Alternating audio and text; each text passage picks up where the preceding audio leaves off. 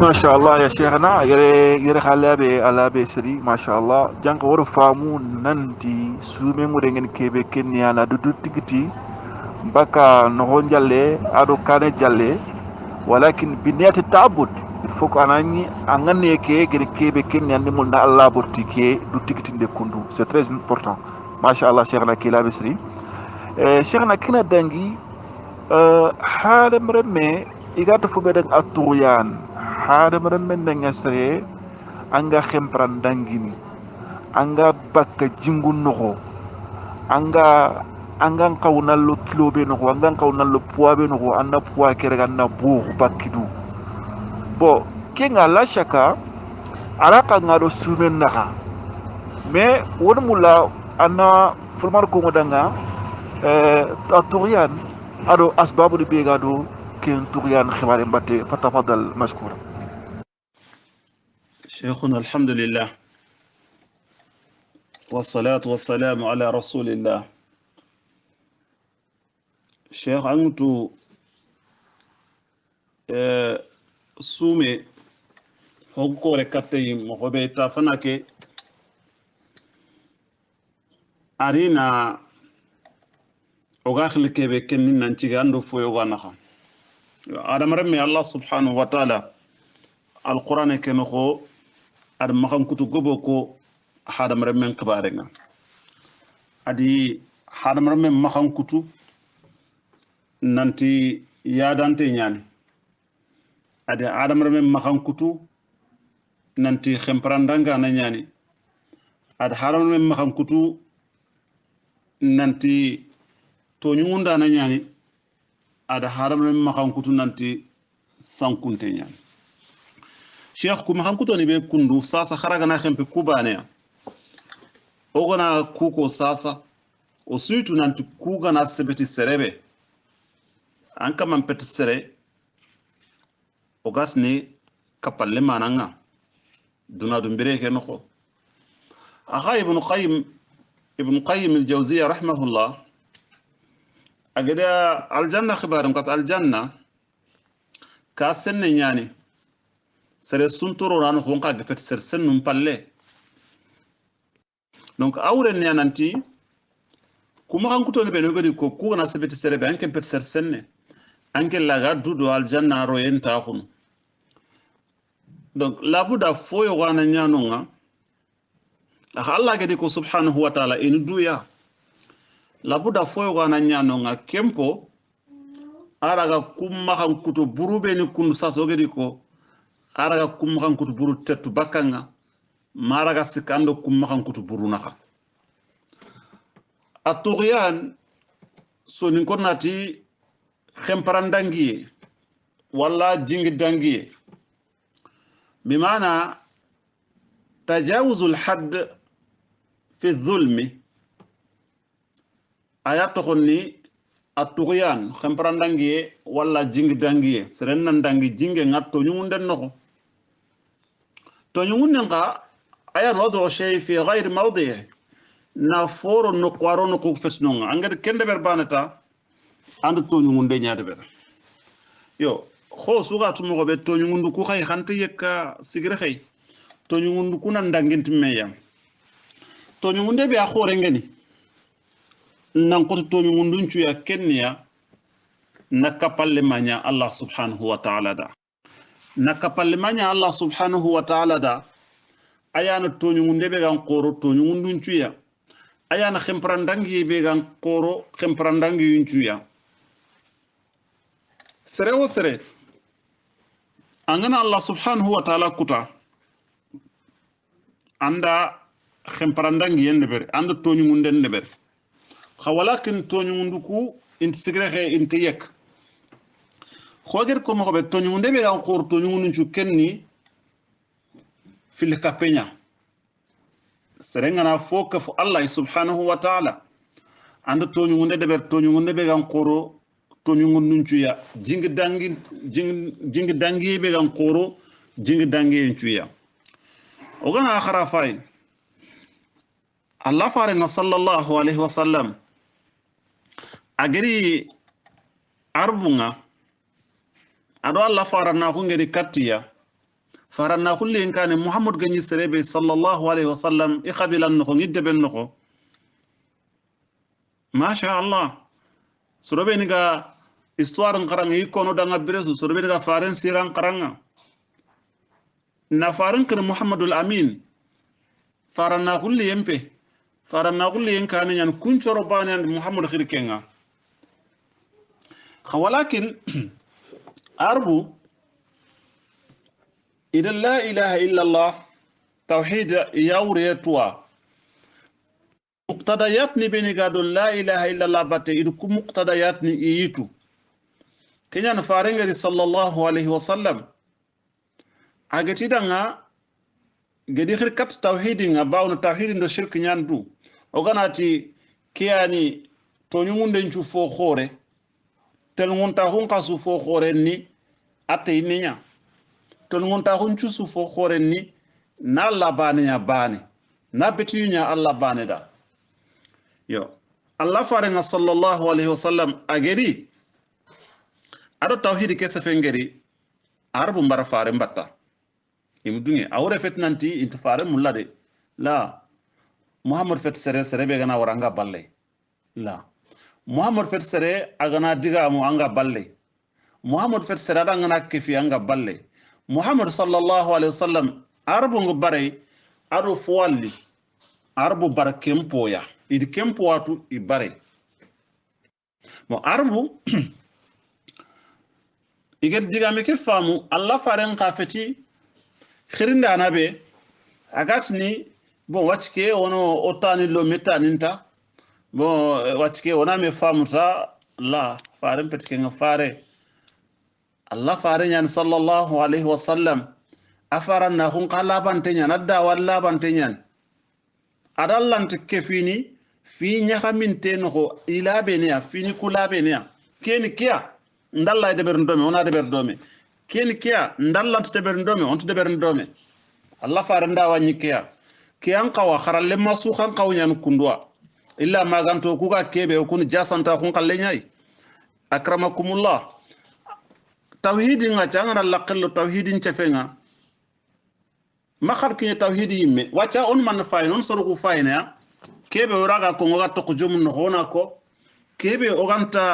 ogana ko oragant me fauna kama igo katta igo kana ona usa kono mi Allah faris sallallahu alaihi wasallam aqtaqat waraqat nawfal kotabe ati agadda nga gati inete sa sembe ganni brebe ancoro nga nyambagandin farant dang manati ini mbagandin ya atando kebe geri kentron sere sun dage ngando kengar ne katsuro ngay gan tokkande ben noko angna da qur'an en payang kenyini annabi ñu mun ci ko ngi danga me o ku wacha o ku xalleke lembura ko ñay ken man non mulla Allah faren qalle sallallahu alaihi wasallam ado kebe gere annako soronna yille khadi ina soho anga soronna ile ina tapini mboyankane soronna yille anga fofo mulla ina nyanganda la Allah faren sallallahu alaihi wasallam anga famu janga nan to ganati fil kapenyani to nyungunden cu fo khore tawhidi nyani telngonta huncu fo telngonte anga famu janga nanti janka Allah farenga sallallahu alaihi wasallam iger ketunde suro farenga iger kende suro farenga iger yimman kren iger yin kreye suro Allah farenga fotana sufi asukite do la ilaha illa Allah kebania agati danga toñu ngundem po xore ñani na fokka falla tel ngonta xum potel ngonte ñani nanti Allah na bania yo Allah na bania digame ke ko nge kundu bane fe kan ando serentore meke farenga ni sallallahu alaihi wasallam agantini nan surugo hat Allah na baniyata kutandenti kengo yin ko ngwa digami ke petike me muqtadayat ni nyane ado fini arant mewutu akhanga ko fosu na duna toktelle kane la ilaha illa Allah kalimatu tawhid fini anno ngasoro ko fon no garo kullanta telle dome la budda serebe gana nyira qillo no tawhidinga anna kumpini tuwa aranti yana tan nanti la ilaha illa Allah an kembani kono ando ko ngoren mekenga kono am pamuni me intam pamuni me do intam pamun himmea farammer yando serena woreme kha ma duna ganda giri ser sugeti ince ko funyan la ilaha illa allah anna ko foke gollum pa yanni bangandi ke kundu hado kentel dome anta jomu kittimaka ken bane filandi ngene kebe anyi mena dudo fofo taxu nanti ira yan kappa ira yan kerni ira yan kana me kharalle mallanta nyana na kharan la faren to akon qara faren bere mo ganna ken qara la kitaben qara anna illeti ni khadi nan tanken do kundiga mudin kat soronga angen na dudo kangen koranta hen njigi la problème nganga yo kenyani oganati yadan tahu te khempene o ya henga kubeni bane ko gollu buruku bane kharalle mangana janga kiaro na nyimme an kado yade nyani be kharalle mangana nyaga nyimme nyananti anke na tauhidin ko soronda annalla fare njo fandi soronga alla fare nchu nanna jo fandi soronga jo fandi mohlabante anna yille khadi anga kebe mulla ko fokeno anna kenkita ando yadan tahu nyanme no sababu ni beni limadha ngedi katkeya parce que sababu ni beni gas ki gasreltin kat yadan tahu nga ay gele tuahu wala serengana tuahu kita akanya tuahu kabila su anya dunadun tuahu nyaba anya dinan tuahu nyaba soronge ikunga yan sababu agi yadan dini ken sababu wa aga ñaan sababu hadamul men gañana xempranda ngana o sudu wari kitabu kunu khonde sorobe ni iga jowono ifinaga yangan qatene kharmun battanun kani angana ser sutirndi itu sorobe ni gan kunga yangan qatene ay ke finiya tuano yogni ke fin kunga iya nyangan qatene kharmun battanun kani ken sababu wa tuwa hunyan sababu ga serenga ga anya dandini na buga nyan sababu aga serenga ga anya dandini mere nyan sababu aga anya dandini kemmo wan khadi remmu nyan sababu Allah gana warje henkina nga remmu kara aga anya dandini anga nyan jingi dangana mayogni gatandanga nke sare ade yo kenya nema kebe gamaka ade du koti nema kiyai nabure tuahu mereye kesu yi mefet fo bure ka walakin brebe angana Allah bagand kunno honta anyana makhya dan taxunya anyana maha yadanta hunya walakin sheikhuna kesu sababu manne asutel tahu leslibania ayan ko mengana ni brebe ngana mungo Allah angara ngollunde bara ngada Allah boga ngollunno anga nabur muri angara Allah boga angollunno anga alle muri angara Allah boga angollunno anga antu muri angara Allah boga angollunno antu muri no angara Allah boga ngollu no honta angu mungo Allah ibaneta kiya faga ke suritini keta ke yadanta ku suritini donc komenga Allah subhanahu wa ta'ala gad gollu sujugo kamman toni debere ku ngollu no simmandin do Allah ya e bartini odo Allah mungu ye kiyan hono mak mungo Allah ona nyille kat Allah ko gada ngana nyi sintanga aga daga wot daga gada kebe ga rotonte ken haga na khilita aga nyako gadanginta gada kena futu yo anga gilanga talan challe ke sal ananyi no foyo gano ganna kutu anna daga kende anna daga salle ke deber ba ancimme do Allah sume ke ananyi no foyo gano ko anna giran nan cu muntef anna continue ananci mandin do Allah ya nabre ke di limoye jakambire ngana kinye anna kutubake aranci mando Allah ya tuwa ko keno ko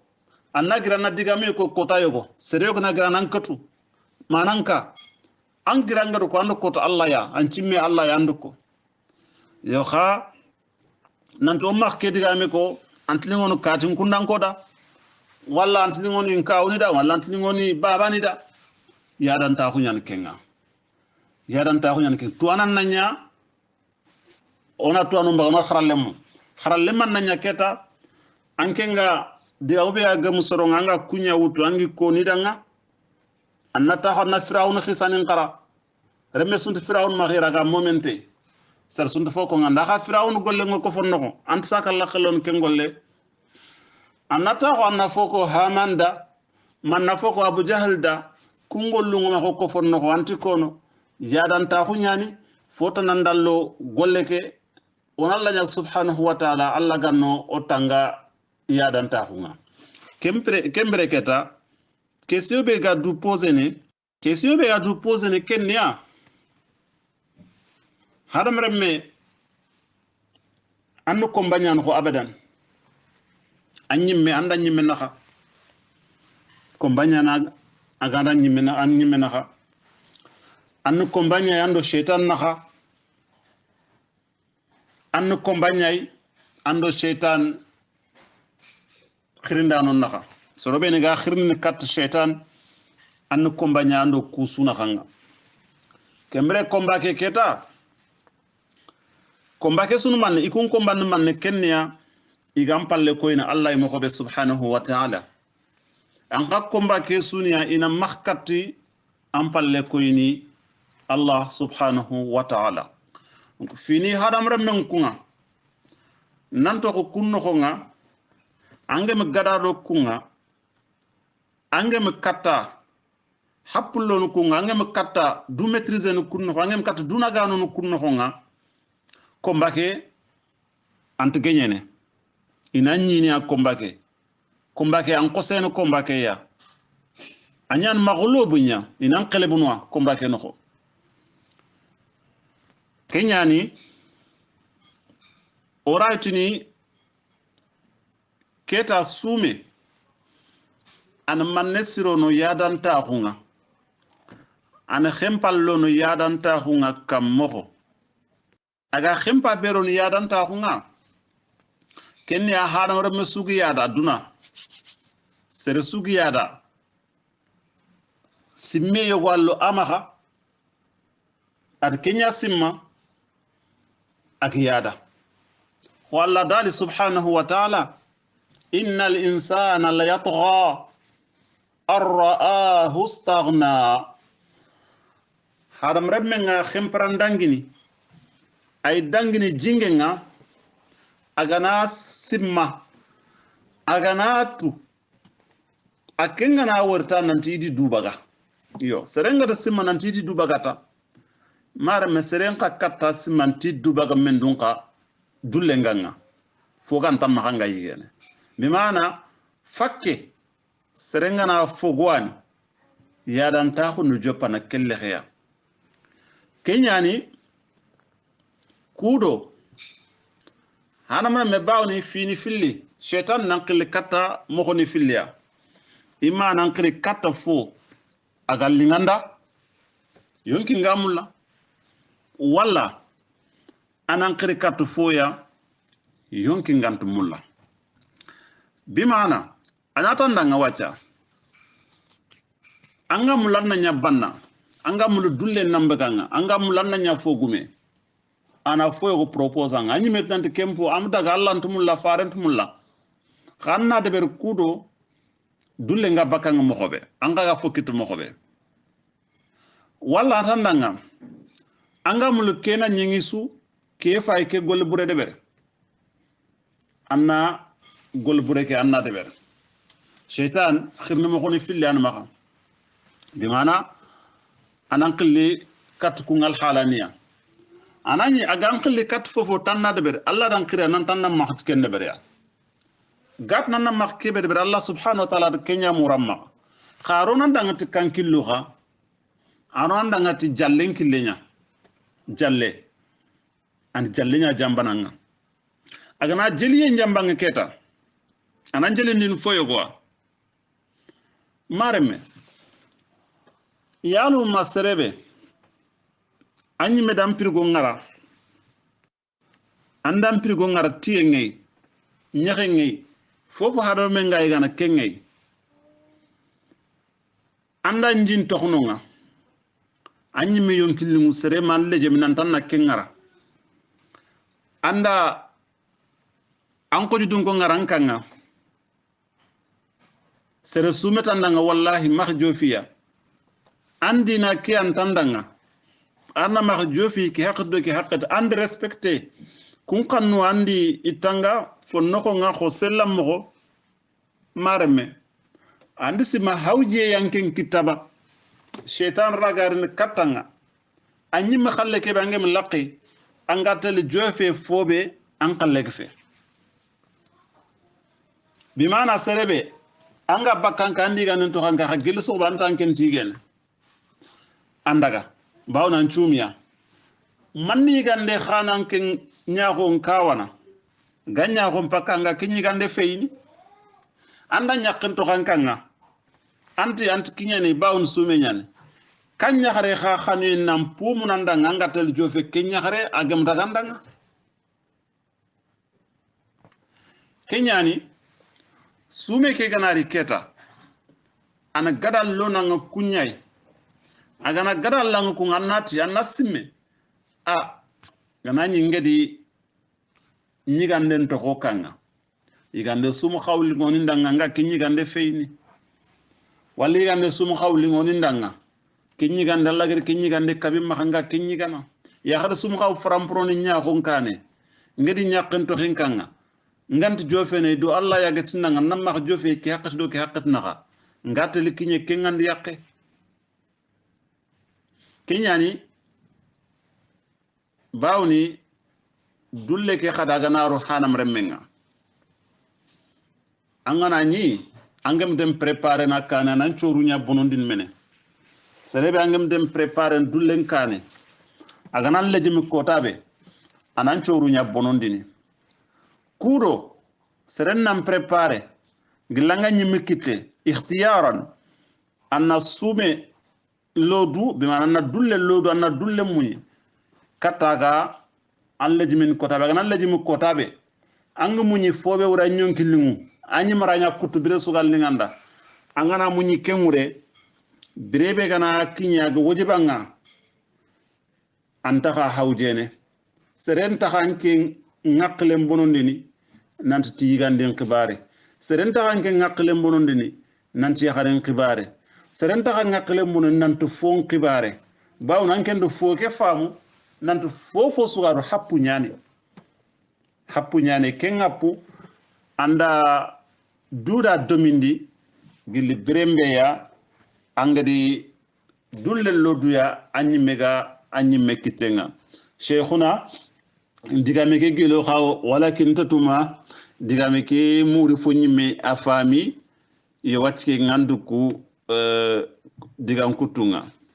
الله أعلى وأعلم وصلى الله وسلم على محمد وعلى آله وصحبه أجمعين